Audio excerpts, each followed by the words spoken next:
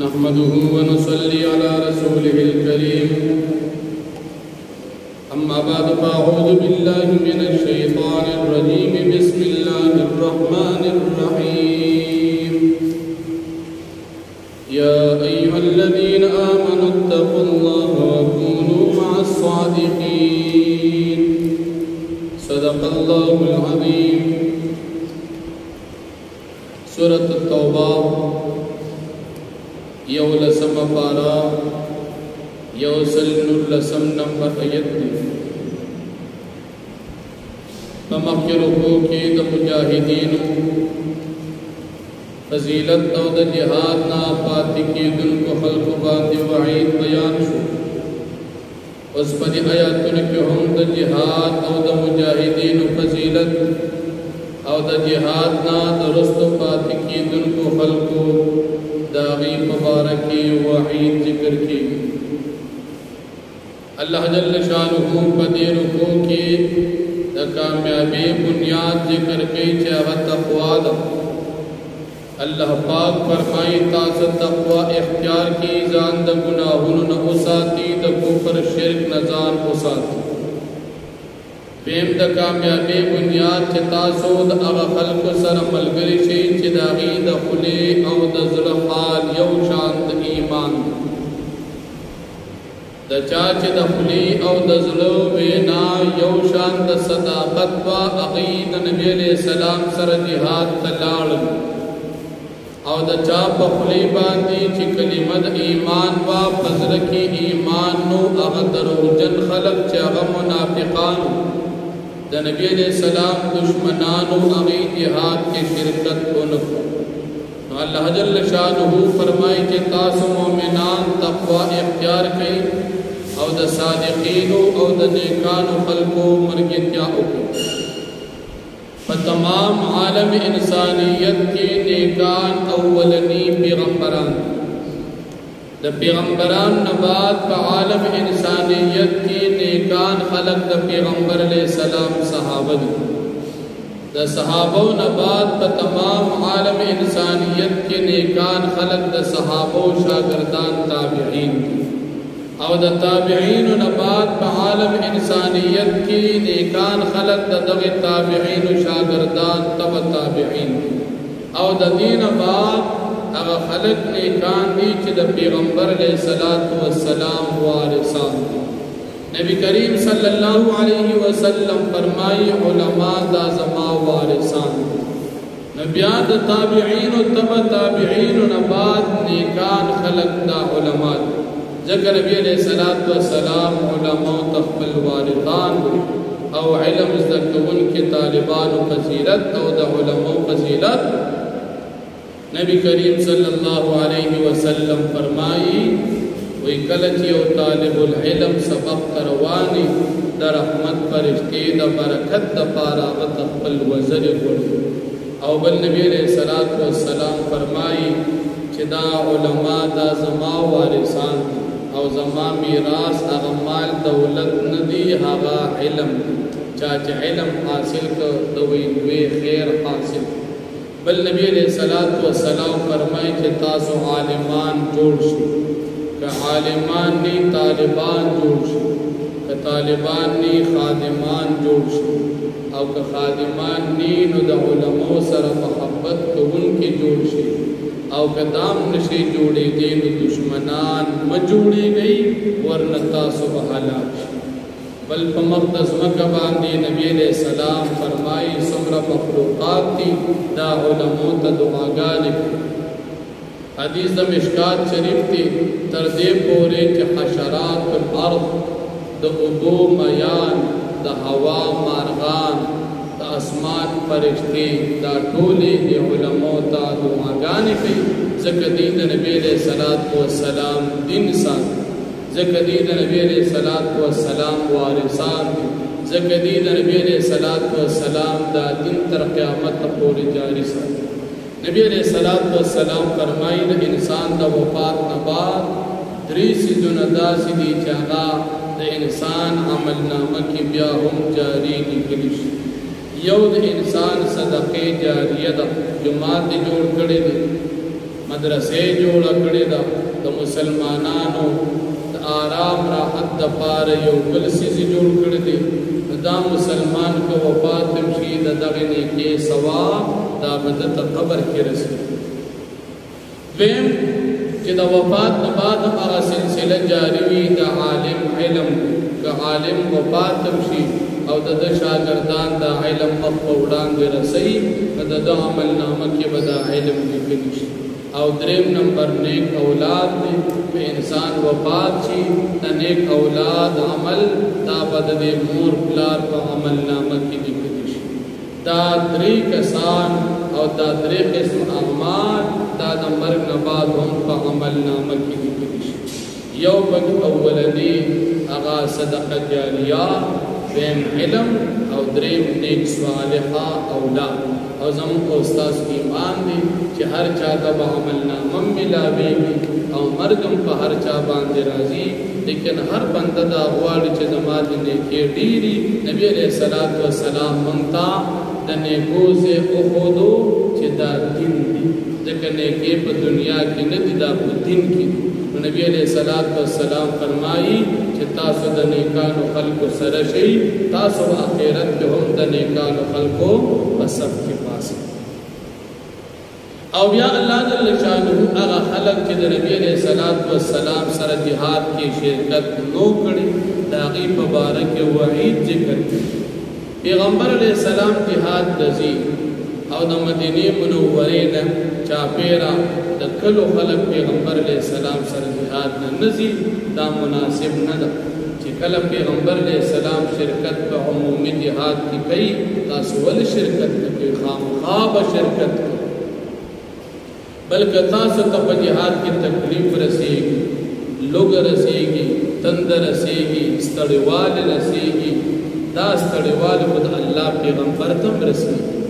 پیغمبر ته لوږ رسېږي تند رسېږي ستړیوالی رسېږي هغه په ځان نه خفه کېږي تاسو په کار دا ده چې د خپل ځان نه زیات په پیغمبر علیه السلام خفه شي او هغه خفه کېدونکي خلک هغه صحابه وو چې نبي علیه السلام په میدان د جهاد کې ولاړو صحابه به د نبي علیه السلام وړاندې ځان د ډال په طور پیش کو هغه رښتوني خلک صحابه وو چې کوم خلک پیغمبر علیه السلام سره جهاد نه ځي او دوی په ځان خفه کېږي او په نبي علیه السلام نه خفه کېږي نو دا خلک رښتوني خلک او بیا د مجاهدینو فضیلت ذکر کې تاسو مجاهدین چې څومره جهاد کوئ څومره لوږه تنده په جهاد او په قتال فی سبیل الله کې برداشت کوئ د کافرانو په کومه ځمکه تاسو په جهاد کې قدم ږدئ دا څومره نیکي چې کوئ دا ټوله ستاسو لیکلی شي او تاسو له په یو ذره به ثواب میلاوي دا نه ده چې تاسو جهاد کې تکلیفونه تېروئ او په دې به ثوابونه نه الله پاک د چا نیکي نه ضایع ستاسو څومره نیکي د جهاد او قتال فی سبیل الله په میدان کې تکلیفونه راځي دا ټول به الله پاک تاسو له په نیکۍ کې حساب او بیا الله جل شانه فرمایي چې تاسو څومره انفاق کوئ څومره صدقه کوئ که وړه صدقه کوئ لویه صدقه کوئ یا تاسو د صدقې نه علاوه د کافرانو په کومه وعدې باندې ورځئ الله جل شانه تاسو ته په دې باندې نیکي او ثوابونه لیکي او بیا یو فیرا کله چې د تبوک د غزا پاتې کېدونکو خلکو باندې وعید راغی چې جهاد ته د تبوک غزا کې چا شرکت ونه کو الله جل شانه په دې صورت کې د هغې وعید بیان نو نبی علیہ السلام یو پیرار یو قافله ولېږله یو طرف ته د جهاد دپاره مثال تاسو خاص کسان لاړ شئ هغه خاص صحابه کرامو نه علاوه ټول صحابه لاړل الله جل شانه آیت نازل کو چې جهاد په هر حال کې په هر چا باندې فرض عین نه وي کله چې عمومي اعلان شو بیا ټول ځي او چې کله خاص کسان ولېږلي شي نو بیا ټول مه ځي لکه سریه کې مثال 50 کسان دغه 50 ځي نور ورسره مه ځي او که کله عمومي اعلان شو لکه د تبوک غزا نو په دغه ځای کې بیا ټول ځي جهاد په دوه قسمه دي. یو جهاد فرض کفایي دي او بل جهاد فرض عین دي. جهاد فرض کفایي چې لږ مسلمانان شرکت وکړي او خدمت وکړي او هغه د دشمن د مقابلې لپاره کافي کیږي، نو بیا د ټولو مسلمانانو غاړه خلاصېږي. هغه کسان چې هغې فرض کفایي شرکت وکړو هغې نه علاوه هم د ټولو غاړه خلاصه دا چې کله جهاد فرض کفایي. او چې جهاد کله فرض عین نو هر مسلمان عاقل بالغ روغ جوړ چې دې معذور دي او زنانه دي په دې باندې بیا جهاد فرض عین دي. هر یو په خپل خپل ځای شرکت کوي. لکه د تبوک غزا کې 2,000 صحابه شرکت کړي او لږ صحابه پاتې، نو د هغې شرکت خو نو شوي، د هغې غاړه نه وه خلاصه شوې، ټول بدلل. هغه فرض عین او چې کله فرض کفایي نو په هغې کې بیا د لږو مجاهدینو په شرکت باندې د نورو مسلمانانو غاړه خلاصېږي.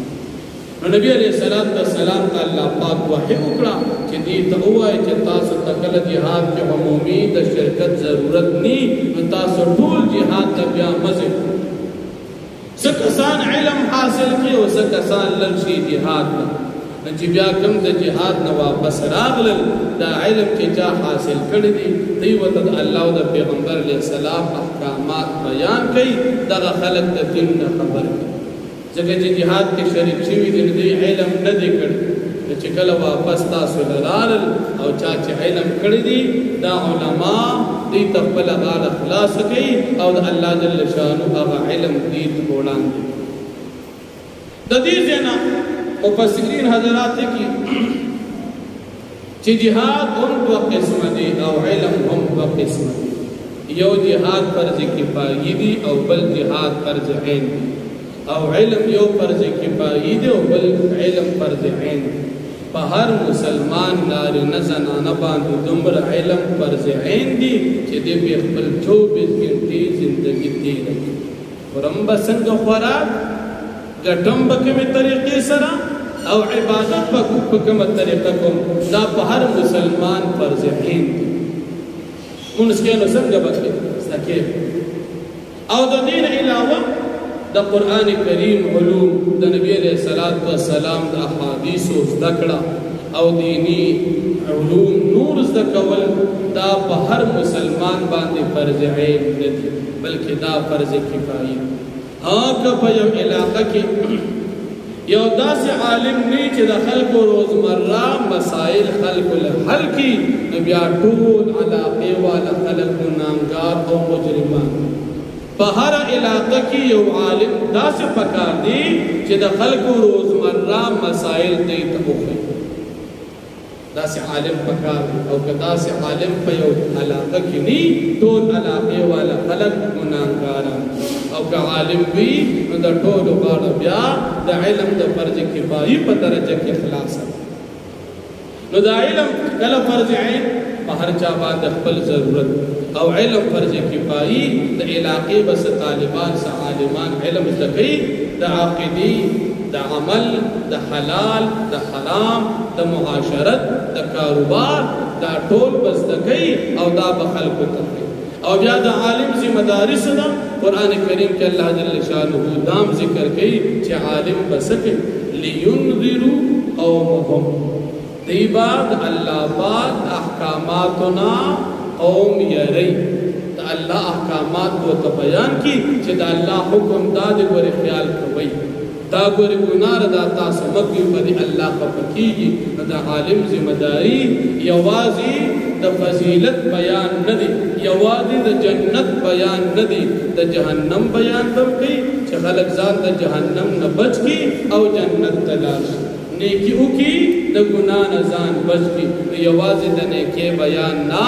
یواز امر بالمعروف نه، بلکې نهی عن المنکر هم، او د ګناه نه د بچ کېدو بیان هم، او د جهنم وعیدات به هم بیانوي چې مسلمانان د جنت مستحقي او د جهنم نه بچي. دا د عالم ذمہ داري ده.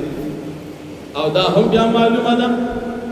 چې کله عالم داسې بیان کوي چې هغې کې خلکو د ګناهونو تذکره راشي نو څوک به خفه کېږي او څوک به خوشحالېږي خو د مسلمان شان دا دی چې دی د الله کلام او د پیغمبر طریقه واوري دی خپل ضمیر شاته کړي او آخرت ځان ته وړاندې